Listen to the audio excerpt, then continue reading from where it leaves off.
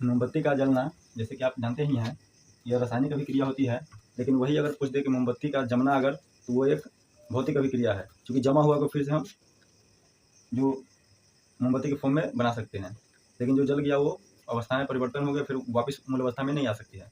दूसरी बात है कि मोमबत्ती जब जलती है तो हमेशा इस तरह का शेप में क्यों जलती है, मतलब ऊपर से बिल्कुल मुड़ा हुआ होता है। इसका कई कारण हैं। इसमें सबसे महत्वपूर्ण अगर देखा जाए तो इसका जो है गुरुत्वाकर्षण है, यानी ग्रेविटी है। आप कहिए ग्रेविटी कैसे है, तो आप जानते हैं कि ग्रेविटी के कारण हवा क्या होता है, ठंडा हवा जो नीचे आती है और वो गर्म हवा को रिप्लेस करती है। रिप्लेस मतलब गर्म हवा ऊपर की तरफ गति करेगा।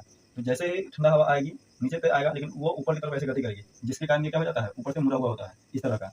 अगर मान लीजिए ग्रेविटी नहीं रहेगी, ग्रेविटी अगर नहीं रहेगी तो मोमबत्ती का लौ कुछ इस तरह से रहेगा। जैसे मान लीजिए मोमबत्ती है तो उसका लौ कुछ इस तरह से रहेगा, इस तरह से रहेगा। यानी कि स्पेस में अगर हम मोमबत्ती को जलाएंगे, वहाँ अगर जीरो ग्रेविटी है या बहुत कम ग्रेविटी है, तो वहाँ मोमबत्ती इस तरह से लगेगी, ना कि इस तरह से। तो आप समझ सकते हैं कि अगर यह इस तरह के शेप जो है ग्रेविटी के कारण है, क्योंकि ग्रेविटी जो है जो हवा है उसको नीचे की तरफ खींचती है, जिसके कारण नीचे से मोटा और ऊपर से पतला होता है। ऊपर